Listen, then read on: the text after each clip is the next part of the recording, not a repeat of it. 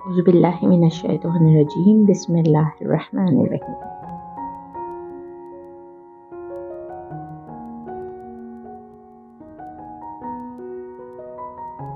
Lounge میں T V مدھم آواز میں چل رہا تھا۔ بڑے ابا اینک لگائے صوفے پہ بیٹھے اخبار پڑھ رہے تھے۔ زمر نے چائے کے 2 کپ میز پہ رکھے اور خود سامنے جا بیٹھی۔ الائچی اور دار چینی کی مہک۔ انہوں نے اینک کے اوپر سے نگاہ اٹھا کر کپوں کو دیکھا اور پھر اسے دیکھا۔ مہینے کا آخر چل رہا ہے اور تم خود کماتی ہو، اس لیے 2-3 ہزار سے اوپر مانگنے کا سوچنا بھی مت۔ دوبارہ سے پڑھتے پڑھتے اطلاع دی۔ میں کچھ اور مانگنے آئی ہوں۔ اپنا کپ لے کر اس نے ٹیک لگائی، پھر گھونٹ بھرتے ہوئے بڑے ابا کو دیکھنے لگی۔ اور اس وقت آئی ہو جب تمہاری ماں گھر پہ نہیں ہے، اس لیے اگر موضوع کی گفتگو ندرت کے رشتہ دار کی شادی میں جانا ہے تو بھی صاف انکار ہے۔ آپ نے نئے ایئرپورٹ کے قریب جو عرصہ ہوا پلاٹ لے رکھا تھا میرے نام سے، اس کے کاغذات آپ کے پاس ہیں؟ جتنی سنجیدگی سے اس نے پوچھا وہ اتنا ہی چونکے۔ اینک اتاری، اخبار رکھا اور اچنبھے سے اسے دیکھا۔ کیوں نہیں ہوں گے؟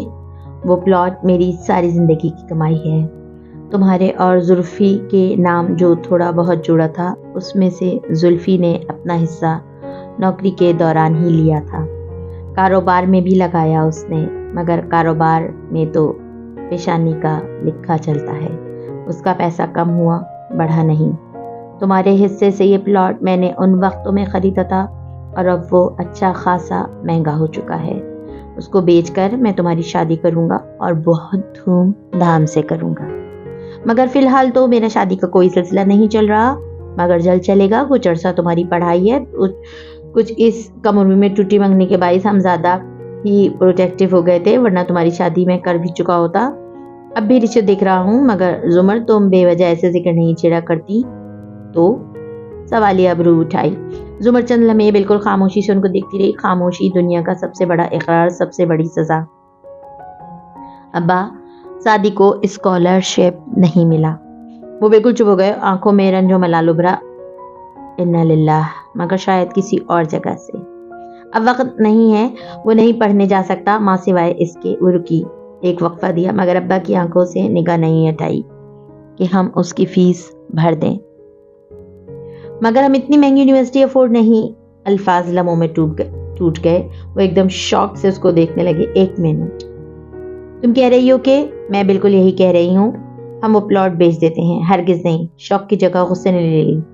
وہ میری ساری زندگی کی کمائی ہے، وہ تمہارا حق ہے، تمہاری شادی زیور سب اس سے بنے گا اور باقی رقم تمہارا بینک بیلنس ہوگی۔ وہ تمہارا فیوچر ہے سعدی، ہمارا فیوچر ہے۔ 5 سال کی پڑھائی، ہر سال کی لاکھوں روپے کی فیس۔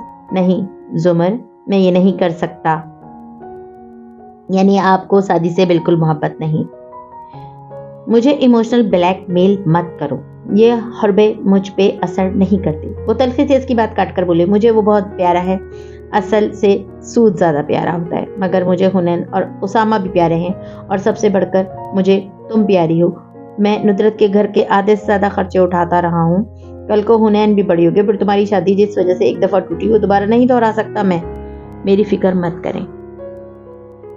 تمہارے کہنے سے میں فکر کرنا چھوڑ تو نہیں سکتا، میں باقی سب کو نظر انداز کر کے سارا پیسہ شادی پہ خرچ نہیں کر سکتا۔ جب وہ پڑھ کر آئے گا تو اتنی اچھی جاب ملے گی کہ چند سال میں سب بنا لے گا، پھر میں بھی تو کماتی ہوں۔ وہ بہت سکون سے کہہ رہی تھی، لعنت ہے مجھ پہ اگر میں اپنی بیٹی کو پیسہ کمانے کے لیے ضائع کر دوں، اور اگر پوتا ضائع کر دیا تو؟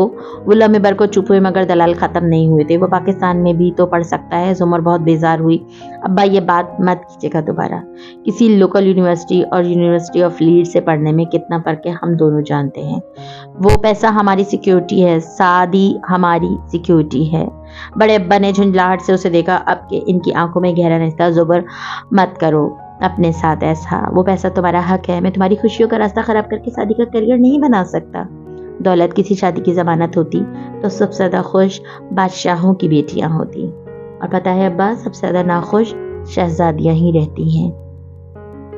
بڑے ابا نے تھک کر کپ اٹھایا۔ ان کی چائے ٹھنڈی ہو چکی تھی، الائچی دار چینی کی مہک سب زائل ہو چکا تھا۔ میں نہیں چاہتا کل کو تم اس بات پہ پچھتاؤ کہ آپ کبھی مجھ پہ خرچ کر کے پچھتائے ہیں۔ وہ اداسی سے مسکرائی. انہوں نے نفی میں گردن کو جنبش دی. کبھی بھی نہیں مگر میرا دل نہیں مانتا اور سعدی بھی تو نہیں مانے گا. اسے کون بتائے گا؟ میں نے میم رامشاہ سے بات کر لی. وہی سمجھے گا کہ وہ اسکالرشپ پہ جا رہا ہے، کیونکہ اگر اسے پتا چلا کہ پیسے آپ دے رہے ہیں تو وہ کبھی نہیں لے گا. میں نہیں دے رہا، تم دینا چاہ رہی ہو، مگر تمہیں اس کی اجازت نہیں دوں گا. بالکل بھی نہیں. وہ پھر سے مزاحمت کرنے لگے تھے. زمر نے آخری گھونٹ پیا. کب میز پہ رکھا ہاتھ گویا جھاڑ کر کھڑی ہوئی. ایسا ہے یور آنر کہ بات شروع کرنے سے پہلے ہی میں نے پوچھ لیا تھا کہ آپ کے پاس کاغذات ہیں یا نہیں. تو جناب وہ کاغذات میرے پاس ہیں اور میں پراپرٹی ڈیلر سے بات بھی کر چکی ہوں. اس لیے اگر آپ نے مجھے روکنے کی کوشش کی تو میں یہ مقدمہ آپ پہ کر سکتی ہوں، اور کم از کم میرے حلقہ باب میں تو کوئی اچھا وکیل میرے خلاف آپ کا کیس لڑے گا نہیں. اور اگر کوئی مل بھی گیا تو آپ کو کم از کم اگلے 7 سال تو میں آپ کے کورٹ کے چکر ضرور لگواؤں گی. اس لیے فی الحال آپ کے پاس میری بات ماننے کے سوا کوئی آپشن نہیں ہے. اور بہت ملال میں گرے بڑے ابا خولے سے ہنس دیے، مگر پھر ملال لوٹ آیا. وہ چائے کے برتن اٹھا کر واپس جا رہی تھی. انہوں نے اسے پکارا. اس سے اتنی محبت نہ کیا کرو، اللہ ورنہ بہت آزمائشیں ڈال دیتا ہے. زمر گہری سانس لے کر پلٹی اور ان کو دیکھتے ہوئے رسان سے بولی.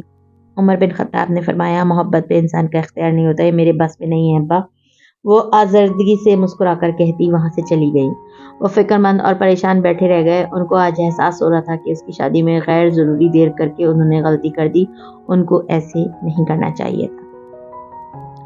اسپتال کی مرمری راہداری میں ہیل سے بھاگتے قدموں کی آواز پہ سعدی نے سر اٹھایا. جواہرات اپنے شوہر کے آگے تیز تیز آ رہی تھی. اپنے سارے میک اپ اور تیاری کے باوجود اس کا سفید پڑا چہرہ کسی سے چھپا نہیں تھا. سعدی کے پاس وہ رکی، متوحش نظروں سے بند دروازے کو دیکھا اور پھر اسے. شیرو کیسا ہے؟ وہ چیخے. ہاشم کہاں ہے؟ اورنگزیب قریب ہے. سعدی نے کمرے کی طرف اشارہ کیا. وہ اندر ہیں. آپ کے چھوٹے بیٹے کو ہوش آ گیا ہے، اس کو فوڈ پوائزننگ ہو گئی تھی. اورنگزیب آگے بڑھ گئے مگر جواہرات وہیں کھڑی مضطرب سلگتی نظروں سے دیکھنی تھی. کیا ہوا تھا شیرو کو؟ سعدی نے ایک اور نظر اورنگزیب پہ ڈالی جو کمرے کا دروازہ کھول رہے تھے. میرے سوال نظر انداز نہیں کیے جاتے.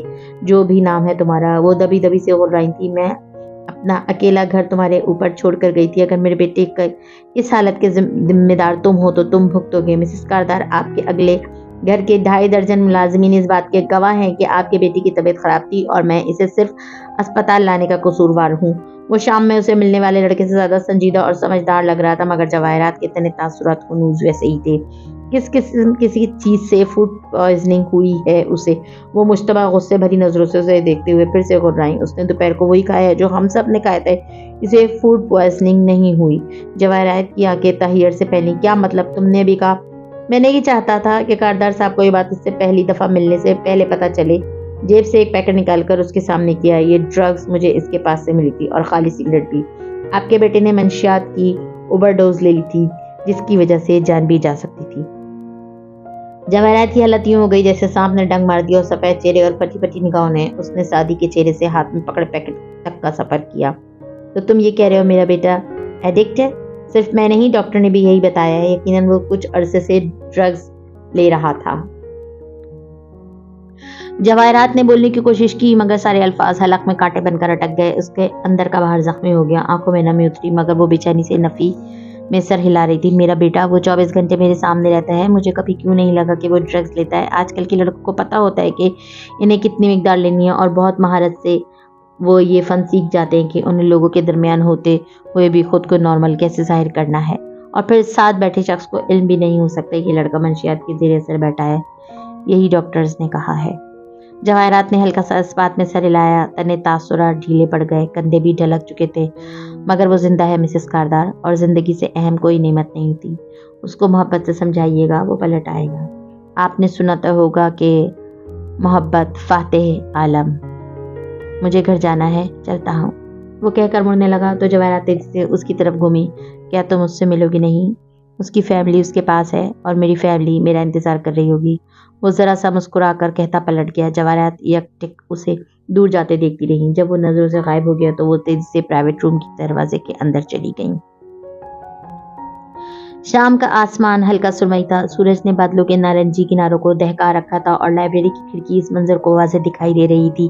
اندر ایک کونے میں لمبی میز بچھی تھی. ایک سرے پہ 3 لڑکیاں بیٹھی کتابوں میں مگن تھی. دوسرے سرے پہ 2 متصل کرسیوں پہ وہ دونوں بیٹھے تھے. زمر سر جھکائے گردن ترچھی کیے کاغذ پہ کچھ لکھ رہی تھی اور فارس قریب بیٹھا بور سا ہو کر ادھر ادھر دیکھ رہا تھا.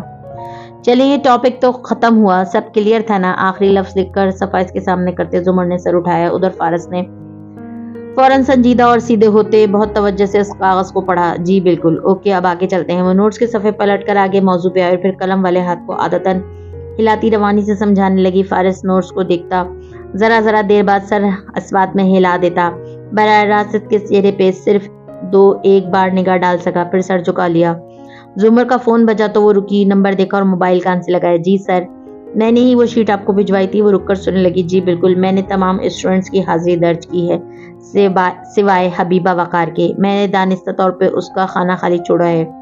وہ گھنگریالی لٹ کو انگلی پہ رول کرتی کہہ رہی تھی. فارس نے ترچھی نگاہ اٹھا کر اسے دیکھا اور پھر کھڑکی کے باہر دیکھنے لگا. سر صاف بات ہے, امتحان میں بیٹھنے کے لیے 60% حاضری ضروری ہے اور اس بچی کی حاضری 40% ہے. مگر چونکہ وہ ڈاکٹر طاہر اکرم کی بھانجی ہے, اس لیے ڈاکٹر صاحب نے مجھے کال کر کے اس 40 کو 60 بنانے کا کہا ہے. سو میں نے یہ خانہ خالی چھوڑ دیا ہے کیونکہ میرا قلم تو اس کو 60 نہیں کرے گا. آگے آپ کی مرضی, آپ اس کو 60 کریں یا 90, میں بری ذمہ ہوں. سادگی سے ساری بات کہہ کر وہ ان کو سننے لگی. پھر الوداعی کلمات کہہ کر فون رکھا اور کتاب کی طرف متوجہ ہوئی. خیریت میم؟ زمر نے جھکے چہرے کے ساتھ ذرا سا مسکرا کر سر چٹکا. یہ تو سب چلتا رہتا ہے, کوئی بھی نوکری پھولوں کی سیج نہیں ہوتی. وہ کتاب دوبارہ کھولنے لگی. فارس نے اب کے ذرا غور سے اس کے چہرے کو دیکھا. ایک بات پوچھوں؟ زمر نے سوالی نظر اٹھائی تو وہ کندھے ذرا اچکا کر تھوڑی سی شیو انگلی اور انگوٹھے میں عادتاً ذرا نوچتا بولا. نہیں خیال آ گیا اس دن جو آپ نے کیا شادی کے گھر جان بوجھ کر چابیاں بھولنا. زمر کے لیے جملہ غیر متوقع تھا. وہ لمحہ بھر کو بالکل دھک سے رہ گئی, پھر چہرے پہ سرخی سمٹ آئی. سر جھٹک کر اس نے کچھ کہنا چاہا, پھر خود ہی رک گئی. چند ثانیے خاموشی میں گزرے. اگر وہ جان چکا تو یہ تو زمر کی عادت نہیں تھی کہ وہ انکار کرتی. مجھے نہیں پتا آپ کو شادی کتنا عزیز ہے, مگر ہمارے لیے وہ خاندان کا پہلا بچہ تھا اور بچے برابر پیارے ہوتے ہیں. مگر جو توجہ پہلے بچے کو ملتی ہے وہ دوسرے کے آنے تک ہم اس مقدار میں دینے سے قاصر ہو چکے ہوتے ہیں. اسامہ چھوٹا ہے مگر حنین وہ میرے ہر وقت میرے ساتھ. صرف ہمارا شادی کرتے رہنے سے مجھ سے کافی شائع رہنے لگی ہے, مجھ سے شرماتی ہے. عرصہ پہلے میں واقعی کچھ بھول گئی تھی 1-2 دفعہ, لیکن بعد میں مجھے پتا چلا کہ ہر دفعہ کھڑکی میں میرا انتظار کرنے لگی ہے. وہ بہت ذہین ہے اور دنیا ذہین لوگوں کو تنہا کر دیتی ہے. اسے ہمیشہ مجھ سے امید ہوتی ہے کہ میں اسے تنہا نہیں چھوڑوں گی, سو میں خود اسے ہر دفعہ یہ امید نئے سرے سے تھما آتی ہوں. قدر توقف سے وہ سنجیدگی سے بولی. ہو سکتا ہے آپ کو یہ غلط لگے, مگر میرے نزدیک کسی عزیز شخص کو اپنے قریب رکھنے کے لیے کوئی بہانہ کرنے میں کوئی برائی نہیں. فارس نے بے اختیار ان تازہ فوٹو کاپی شدہ نوٹس کو دیکھا اور پھر زمر کو. بالکل میرے نزدیک بھی نہیں. وہ اسی سنجیدگی سے ادھورا چھوڑا موضوع واپس کھولنے لگی. قدر توقف کے بعد فارس ذرا کھنکارا. بتانے کا شکریہ, حنین کو نہیں بتاؤں گا, سیریسلی. زمر نے صرف ایک کڑی نگاہ اٹھا کر اسے دیکھا.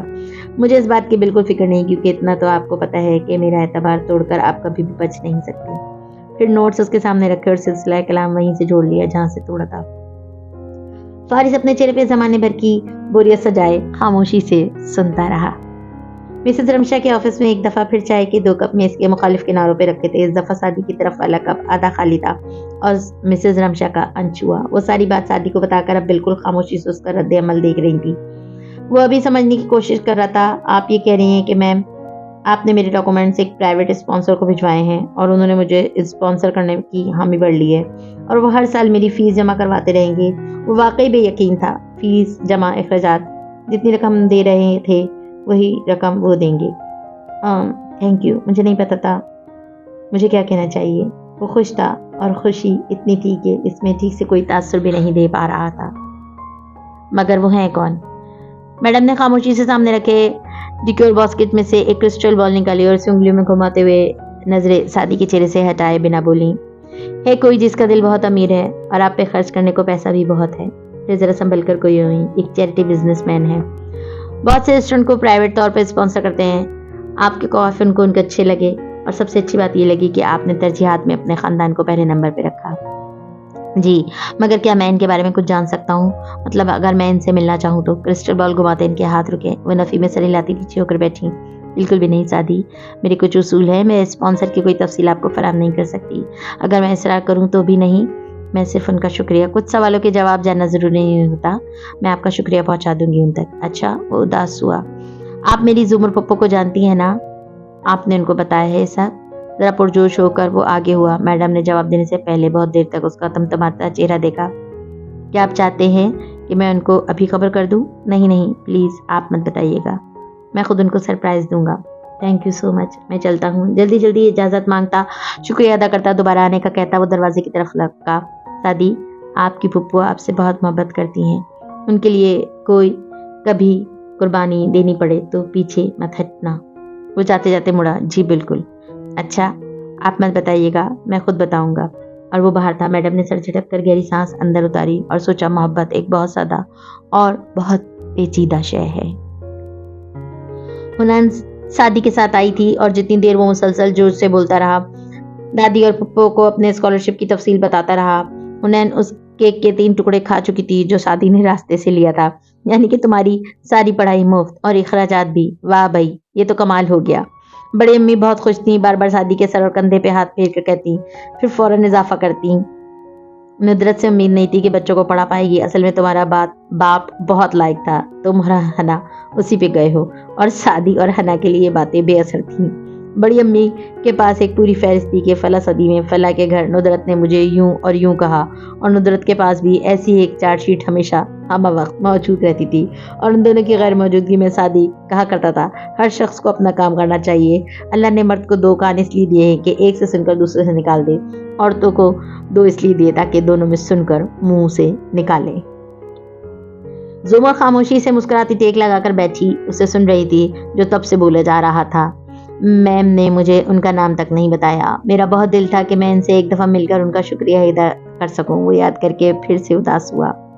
हुनैन ने इधर उधर देखा, कोई इसकी तरफ मुतवज्जा न था। उसने आगे आकर चौथा टुकड़ा निकाला, पीछे हुए पूरी दिल जमई से खाने लगी। जुमर, सादी लहज भर को चौंका। आप तो मैडम को जानती है ना, आप उनसे पता करवा देना मुझे स्पॉन्सर किसने किया है। जुमर हनूज मुस्कुरा रही थी, मुतमईन और पुरसुकून। शादी की बात चंद लम्हे के वक्फे से बोली, ठीक है, मैं पता करवा दूंगी। अगर उन्होंने ना बताया तो मेरे इतने ज़राए हैं कि मैं वो नाम ढूंढ लूंगी। लेकिन वो लहज भर को रुकी। शादी, एहसान का बदला, क्या एहसान के सिवा भी कुछ हो सकता है?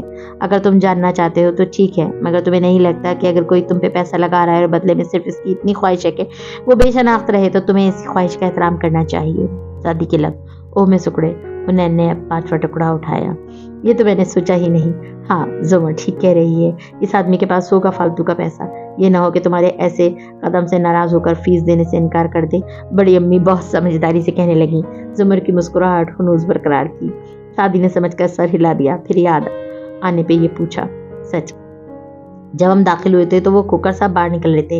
ये वो प्रॉपर्टी डीलर है ना जिनके पास आपने मुझे भेजा था जब हम घर बदलने का सोच रहे थे? जुमर की मुस्कुराहट सिर्फ लम्हे भर को हल्की हुई, फिर वो दोबारा मुस्कुरा दी। बड़ी अम्मी ने भी चौंक कर उसे देखा। हाँ, उनकी जायदाद का केस मैं डील कर रही हूँ। असल में उनकी बहू की अपनी सास से बिल्कुल नहीं बनती, तभी बेटा हिस्सा मांग रहा है। मेरा तो ख्याल है वो बहू काफ़ी समझदार लड़की है और सारा कसूर सास का ही होगा। मगर कुन अखियों से माँ को देखते हुए वो सांस लेने को रुकी कि बड़ी अम्मी काफ़ी जोश में आकर होकर कहने लगी, क्यों, तुम्हें क्या पता वो सास के साथ क्या सलूक करती है? जब छोड़े ना, हमें क्या बड़ी अम्मी, आइए केक खाते हैं। शादी जल्दी जल्दी कहता मेज़ की तरफ रुख मुड़कर बैठा तो केक हिफाजत से कटा आधा बचा था और दूसरी तरफ सोफे पे हुनैन यूसुफ बिल्कुल साफ हाथ मुंह करके साथ हथेली पे थोड़ी जमाए अल्लामा इकबाल की तरह खला में घूर रही थी। शादी ने उसे घूरा और जुमर ने उसे मुस्कुरा कर देखा। वो शादी को नजरअंदाज करके जुमर को देखकर शर्मिला से मुस्कुराई। मेरा अंदाजा था कि आज तुम लोग आओगे, इसलिए मैंने बिहारी कबाब भी मंगवा लिए थे। पहले वो खाते हैं फिर केक। जुमर कहते उठ खड़ी हुई। हुनैन की आंखें चमक उठी।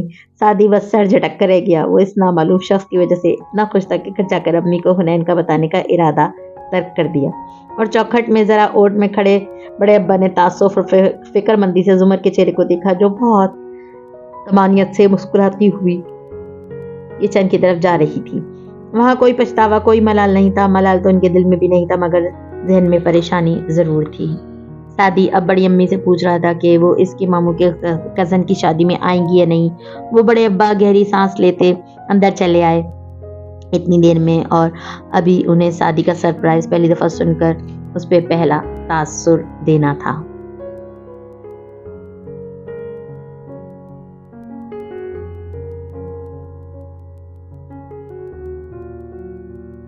कारदार खानदान का कसर मौसम गर्मा में भी बाहर के फूलों से सजा था। वलीमे की दावत का थीम फूल थे और वो जगह जगह बखेरे गए थे। लॉन में मुस्ततील मेज़ों के गिर्द सोफे थे और मेहमान कहीं बैठे कहीं चल फिर रहे थे। उन सब में मरकज़ निगाह वो जोड़ा था जिसके एजाज़ में वो सब जमा थे। हाशिम का सूट सिया था और शहरीन का गाउन मोती जैसा सफ़ेद। सर पे बारीक कामदार दुपट्टा कंधों के पीछे गिरता था और वो हाशिम की कोनी को थामे हंसती हुई उसके साथ चल रही थी। काफी देर से वो दोनों आगे पीछे मेहमानों में घूम रहे थे। उनको देखती निगाहों में हसद, रकाबत, खुशी, खुलूस, गर्ज, हर तरह के लोगों का हर तरह का जज्बा मौजूद था। सिर्फ एक शख्स की निगाह मुख्तलिफ थी। सादी और हुनैन की मेज पे मौजूद वारिस बहुत खामोश और तीखी नजरों से हाशिम को देख रहा था। वो खुद फारिस से जरा बड़ा, साफ रंगत और ग्लासेस वाला खुश शक्ल सा मर्द था। उसके अंदाज में इस खानदान के लिए कदर नापसंदीदगी थी और वो शायद सिर्फ फारिस के मधु करने पे आया था। खाला और बच्चों के बगैर कैसी गुजर रही है मामू? साथ बैठे सादी ने मुखातिब किया तो वारिस ने हाशिम से निगाह हटाकर उसे देखा। सादी अपने इकलौते सूट में जो इस पे जरा खुला था बड़ा बड़ा लग रहा था। बस अब तो सिर्फ 3 साल रह गए हैं। वो धीमा सा मुस्कुराया। आप हमारी पार्टी में क्यों नहीं आए? सामने हथेली पे थोड़ी गिराए बोर सी बैठी हुनैन ने नाराजी से पूछा। क्या इस कट्टो बेगम को खाने के अलावा कुछ नहीं सूझता सादी? ये मेरे सवाल का जवाब नहीं है। अंग्रेजी फिल्मों के सारे बाएतमाद और तरन्नत जवाब हुनैन को याद थे। मैं मसरूफ था और फिर जिस पार्टी पे तुम लोग अपने पप्पो को बुलाते हो उस पे मेरा आना नहीं बनता। अच्छा नहीं लगता। अच्छा। हुनैन चुप हो गई, फिर बोर सी होकर इधर उधर देखने लगी। तभी वो अपनी दुल्हन के हमरा उनकी मेज तक आया। वो तीनों इसके लिए खड़े हो गए। बाकी सब कहाँ हैं? बस। हाशिम ने शहरीन से तारुफ करवा के हैरत से सादी की तरफ देखकर पूछा। सैम को बुखार था तो अम्मी उसके पास रुक गईं। बड़े अब्बा की फैमिली को कहीं और जाना था और फारिस मामू। कहते हुए सादी ने लॉन के दाखिली चेक पॉइंट को देखा। वो दावत के शुरू में थे मगर फिर वो इवनिंग क्लास के लिए चले गए। जबकि फारिस ने बस सरसरी सा पूछा था, तुम्हारे दादा की फैमिली नहीं आएगी? सादी ने बताया नहीं। तो वो बस 10 मिनट रुका और फिर उठ गया। वारिस भी ज्यादा देर नहीं बैठना चाहता था मगर सादी और हुनैन की वजह से वो पाबंद होकर रह गया था। उस दिन के लिए दोबारा शुक्रिया। उसने फिर से सादी का कंधा थपक कर कहा तो वो शर्मिंदा हो गया और बात बदलने को मामू की तरफ मुड़ा। मैं इस दिन जो सारा खाला के बारे में बता रहा था वो इनकी वाइफ है। मैं जानता हूँ। हाशिम ने मुस्कुराकर सर हिलाया। शरीन पलटकर किसी औरत से बात करने में महब थी। और वारिस क्या कर रहे हो आजकल? जेबों में हाथ डाले खड़े वारिस ने जरा से कंधे उचकाए।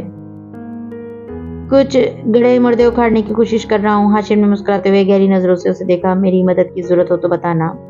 जरूर बताऊंगा। हाशिम मुस्कुरा कर जाने को मुड़ा, फिर अन्ना को देखकर रुका। मैंने इतना शकी कैमरा वर्क आज तक नहीं देखा। इसकी तारीफ करके वो पलट गया तो हुनैन ने शाने झटके। पता नहीं पहली दफा में कोई मेरा यकीन क्यों नहीं करता। क्या शानदार बंदे हैं ये हाशिम भाई।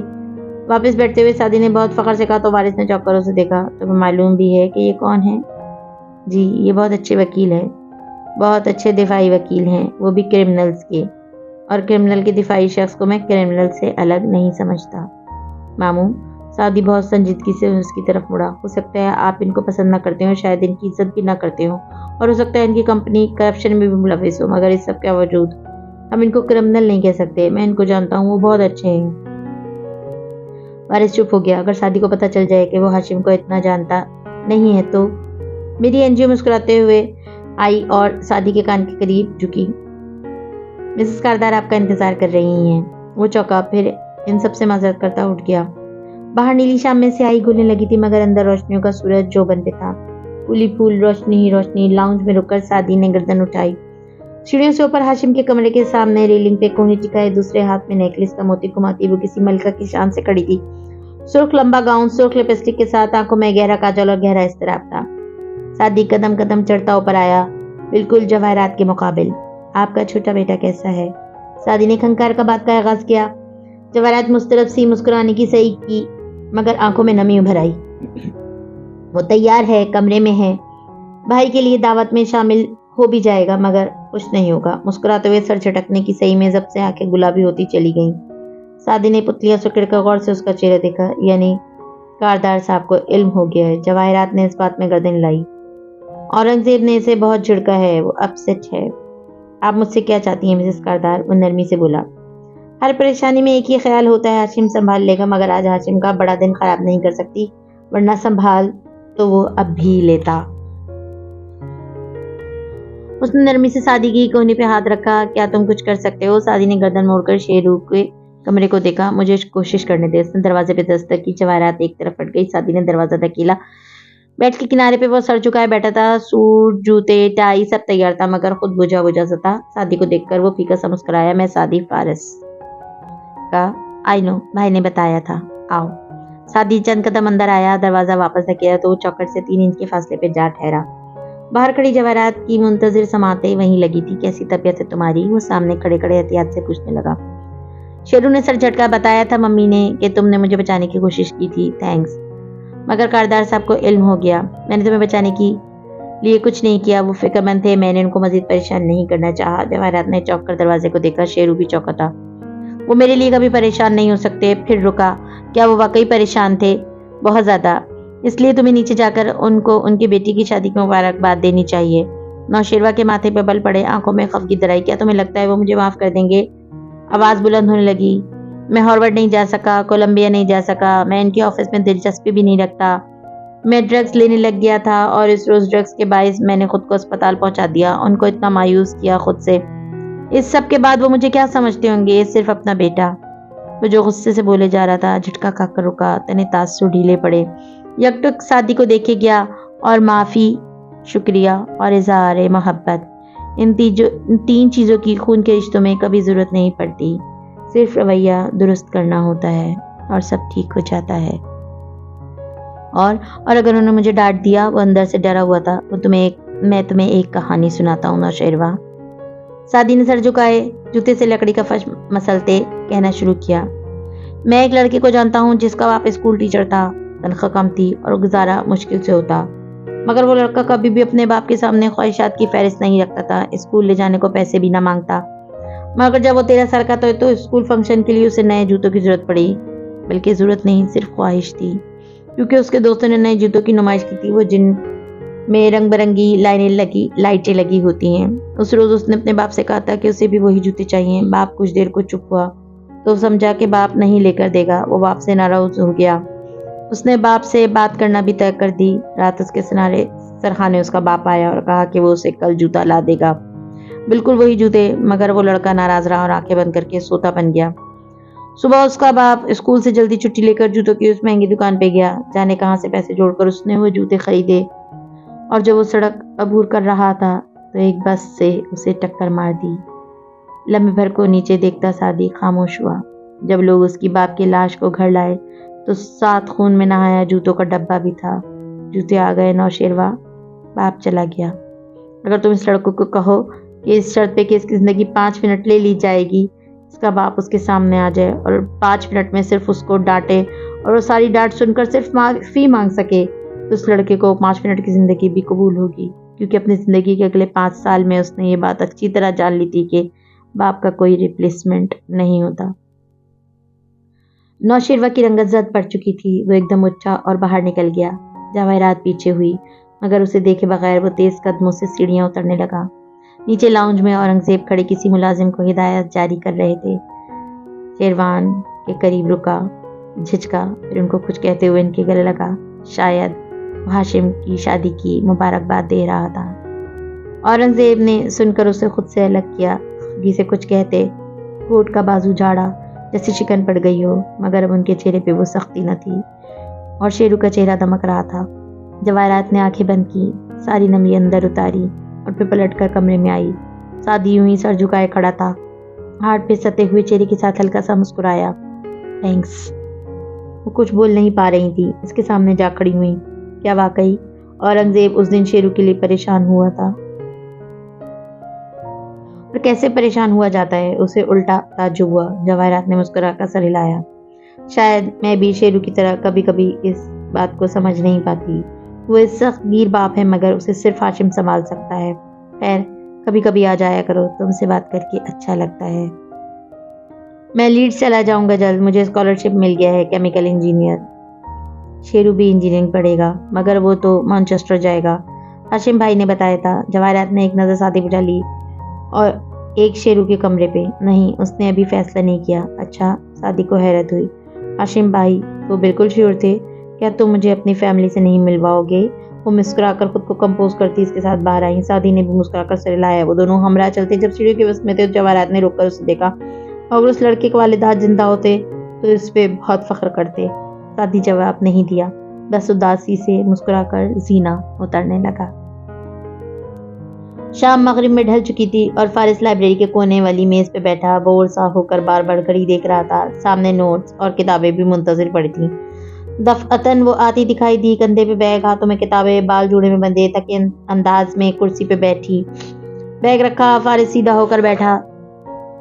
مجھے نماز میں دیر ہو گئی۔ اس کو دیکھے بنا وہ بیٹھ کر کتاب کھول رہی تھی۔ فارس نے سر کو خم کیا، پھر لگا کوئی اور بھی سامنے کھڑا ہے۔ چوک کر چہرہ اٹھایا تو ساتھ والی کرسی پر کھینچ کر جمشید افضل بیٹھ رہا تھا۔ اس سے پہلے کہ فارس ناگواری سے اسے روکتا کہ بھائی تم کدھر؟ زمر نے کہا۔ جمشید کو بھی یہی ٹاپک سمجھنا تھا۔ بیٹھیے جمشید، یہ آج ہم کور کر لیں گے۔ کتاب کے صفحہ پلٹتے اشارہ کرتی وہ بہت مصروف لگ رہی تھی، تھکی ہوئی بھی، اینک لگانے والا وہ دبلا پتلا ٹیڑھا اسٹوڈنٹ تابیداری سے سامنے بیٹھا۔ فارس نے تند نگاہوں سے اسے گھورا اور ضبط سے رخ پھیر لیا۔ وہ شاید بدمزہ ہوا تھا، خود اسے بھی معلوم نہیں کیوں۔ زمر اب بال پین ہاتھ میں پکڑے باری باری دونوں کو دیکھتی سمجھاتی رہی۔ جمشید جلدی جلدی رجسٹر پہ نوٹس لکھنے میں مگن تھا اور فارس گاہے بگائے ایک اکھڑی اکھڑی سی نظر اس پر ڈال لیتا۔ یہ بنیں گے وکیل، جج نے ایک پھونک مارنی ہے اور اس نے اڑ جانا ہے۔ 10 منٹ بعد وہ لڑکا اس کے لیے ناقابل برداشت ہو گیا تھا۔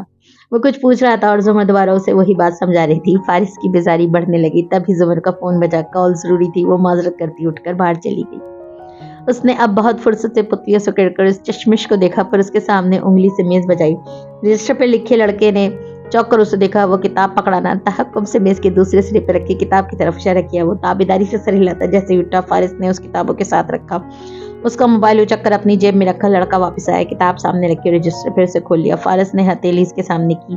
ذرا فون دینا اپنا، میرا کریڈٹ نہیں ہے، ایک کال کرنی۔ لڑکے نے مسکرا کر اپنی کتاب ہٹائی، پھر رجسٹر آیا، پھر نوٹس۔ ایک طرف کی مسکراہٹ غائب ہوئی۔ وہ پریشان سا چیزیں الٹ پلٹ کر دیکھنے لگا، پھر جیب تھپ تھپائے۔ نہیں دینا تو نہ دو، وہ بگڑے موڈ سے بولا۔ نہیں، ابھی تو میرے پاس تھا، آپ بیل دیں گے ذرا؟ لو، میرا کریڈٹ ہوتا تو میں تم سے کیوں مانگتا؟ اس نے ناک سے مکھی اڑائی۔ ویسے آخری دفعہ کہاں استعمال کیا تھا فون؟ وہ ہاں ڈاکٹر عبدالباری کے سامنے۔ وہ تو دو بلا کس دور کے ہیں، راستے میں گرا ہوگا، ابھی تک تو کوئی لے اڑا ہوگا۔ یوں کرو، واپس جاؤ، راستے کا ایک ایک پتھر اٹھا کر دیکھو۔ شاباش۔ ساتھ ہی اس کا شانہ تھپ تھپایا۔ وہ سنگل پستی ہل کر رہ گیا، پھر جلدی جلدی چیزیں سمیٹتا وہاں سے بھاگا۔ زمر جب آئی تو چنگم چباتا فارس اکیلا وہاں بیٹھا تھا۔ اس نے تعجب سے خالی کرسی کو دیکھا۔ یہ کہاں گیا؟ پتہ نہیں، کچھ کھو بیٹھا تھا، اتنی جلدی میں بھاگا کہ موبائل بھی چھوڑ گیا۔ لاپرواہی سے میز پہ رکھ کے موبائل کی طرف اشارہ کیا جس کو وہ آف کر چکا تھا۔ زمر ناگواری سے سر جھٹکتے واپس بیٹھی۔ یہ نان سیریس اسٹوڈنٹ بھی نا؟ نہیں، آپ اشارہ کرتی ہیں تو اس کا انتظار کر لیتے ہیں، آدھا پون گھنٹہ ہی لگے گا۔ اسے بہت ہی خیر خواہی سے پوچھا۔ کوئی ضرورت نہیں، وہ درستی سے کہتی کتاب کھولنے لگی۔ وہ سر ہلا کر بہت نمھاک سے اسے سننے لگا۔ اب وہ بہت بہتر محسوس کر رہا تھا۔ اس اونچے اور نفیس لاؤنج میں نہ پھول تھے نہ اس دن کی رونق۔ ایک کنارے پہ داور کھڑکی کے ساتھ 2 کرسیاں ساتھ ساتھ رکھی تھیں۔ ان کے درمیان ایک چھوٹی میز پڑی تھی۔ ایک کرسی پہ جواہرات ٹانگ پہ ٹانگ جمائے بیٹھی، گردن ذرا ترچھی کیے بائیں ہاتھ پہ بیٹھے سعدی کو مسکرا کر سن رہی تھی، جو آگے ہو کر بیٹھا اپنے ہاتھوں کو دیکھتا کہہ رہا تھا، پھر ابو کے ایکسیڈنٹ کے بعد امی نے ٹیچنگ شروع کر دی، اب تو وہ ریٹائر ہونے والی ہیں، صحت بہت اچھی نہیں ان کی۔ وہ کافی دیر سے بولتا، اب خاموش ہوا۔ جواہرات نے مسکرا کر اب عروج کا ہے، اچھا لگا تمہیں سن کر، اس سے بھی زیادہ اچھا یہ کہ تم میری ایک کال پہ چلے آئے، آتے جاتے رہا کرو، اب اگلے سال چھٹی پہ ہی آؤں گا۔ ہاں، کوشش کروں گا کہ کبھی شیرو سے مانچسٹر میں ملاقات ہو جائے۔ کیا میں نے تمہیں نہیں بتایا کہ وہ بھی تمہاری ہی یونیورسٹی میں جا رہا ہے؟ سعدی نے چوک کر اسے دیکھا۔ وہ بدستور مسکرا رہی تھی مگر وہ چپ ہو گیا۔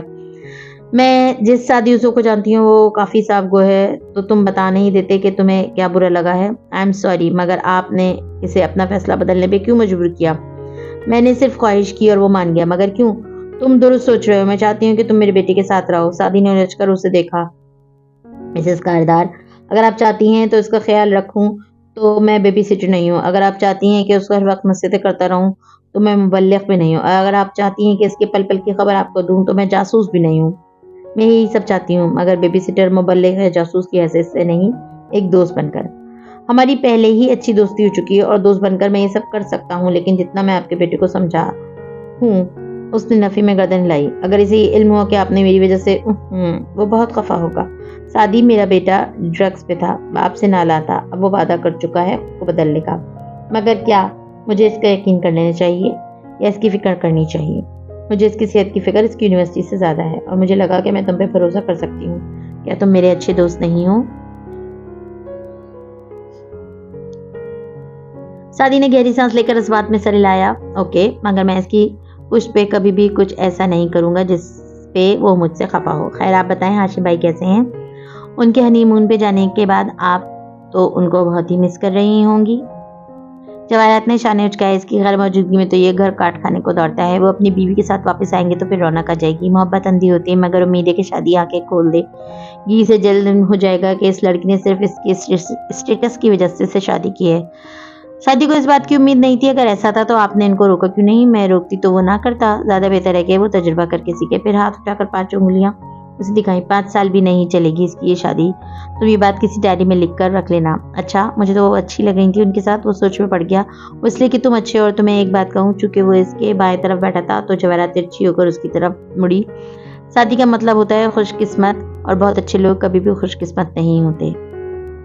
ये मुनहसिर है कि आप खुशकिस्मती किसे कहती हैं। गम का मिलना बदकिस्मती नहीं है, खुशी का मिलना खुशकिस्मती नहीं है। जवाहरात ने मुस्कुराकर गिलास उठाया और घूट घूट पीने लगी। वो जब ऊपर शेरू के कमरे में आया तो वो कंप्यूटर के सामने बैठा कोई गेम खेल रहा था। आओ बैठो, उसने स्क्रीन पे नजरें मरकूज किए। अपने पीछे से एक कुशन निकलकर शादी की तरफ उछाला। शादी ने कुशन उसके करीब रखा और वहीं बैठ गया। तुम्हारी मम्मी ने बताया कि तुम लीज जा रहे हो? हाँ, उन्होंने बताया था कि तुम्हारा भी वहीं दाखिला हुआ है। वो बहुत दिमाग से गेम की तरफ मुतवज्जो हुआ। एकदम बुरा सा मुंह बना कर कुछ कहे कर जोर से दबाई और फिर कुछ कीज जोर से दबाई और फिर उफ करके मेज पे मुक्का मारा। ओहो, गेम ओवर। तुम अभी इसके 40वें राउंड पे हो? सादी ने ताज्जुब से स्क्रीन को देखा। मेरी बहन तो 110 राउंड्स कर चुकी है। चीरू भी यकीनी से इसकी तरफ मुड़ा। मैं मान ही नहीं सकता।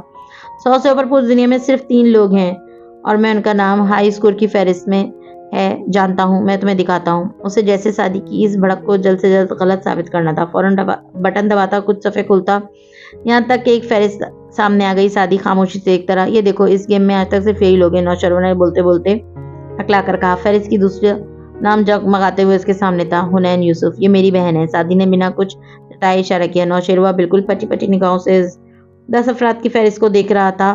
बाकी बहुत से लोगों ने अपने नामों की जगह निक नेम्स भी रखे हुए हैं। अगर हुनैन का कोई और निक होता तो वो शादी को झूठा करार देता, मगर खैर पहले बे तो वो फिर भी नहीं है। शेरू ने बजारे लापरवाही से नाक से मक्खी उड़ाई। शादी की नजरें फहरिस्त के सबसे ऊपर वाले नाम तक उड़ गईं। उसने जरा आगे होकर पढ़ा।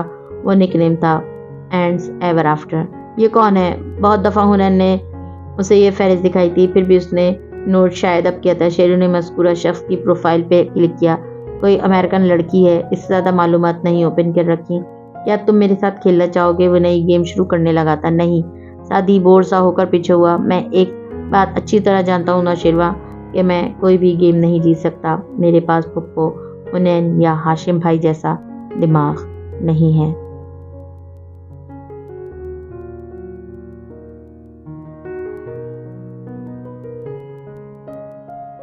मज़ीद वीडियोस देखने के लिए हमारे चैनल को सब्सक्राइब कीजिए।